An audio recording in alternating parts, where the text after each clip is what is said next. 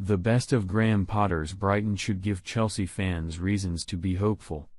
Delving a little deeper into the tactical side of Potter offers further intrigue, particularly in how flexible and undefined Brighton are when they step onto the pitch. Although you may read a 3-5-2 on paper, Potter's team has been known for how they shapeshift in and out of possession, in different spells of the game and in phases of play. This is not totally unfamiliar to Chelsea fans.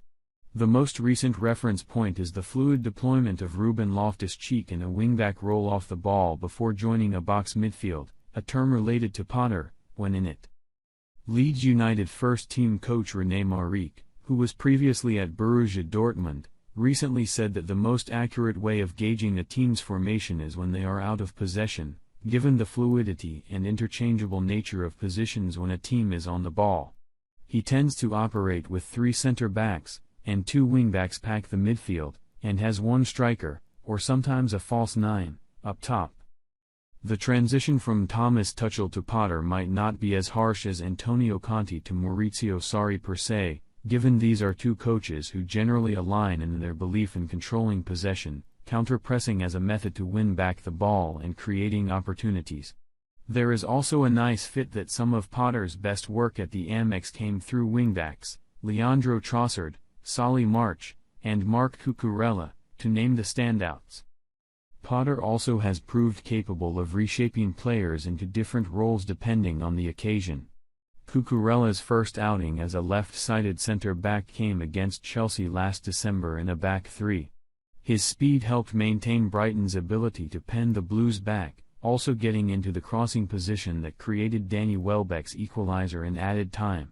Alexis Mac Allister is probably the perfect representation of a Graham Potter player, if such a thing exists. As dissected by The Athletic, his shape-shifting ability would make the Skrulls proud. A Swiss Army knife of a player who the former Östersunds coach has used as a striker, an attacking midfielder, a left midfielder and briefly on both wings before settling into his defensive midfield spot this season. Not only do you need players technically capable of filling such varied demands, but you also need the man management skills to get buy-in from players to adapt and sacrifice their own ambitions for the betterment of the team. That is something Tuchel did expertly in his first year at Stamford Bridge, but some reports following his sacking suggested players had grown frustrated with playing out of position. In Potter's previous 3 jobs, that buy-in was a lot easier to attain due to the status of those clubs and the reality that in a notable portion of games, Brighton was the inferior side who had to overperform to get something. At Chelsea, that will simply not be the case, which will bring its own tactical challenges for Potter. But there is hope within the current Chelsea squad that his flexible approach will not be too unfamiliar within the group, given how Tuchel fashioned players into roles that few of us would have felt suited their talent. It will be curious to see who could become Potter's Mac Allister in the coming months.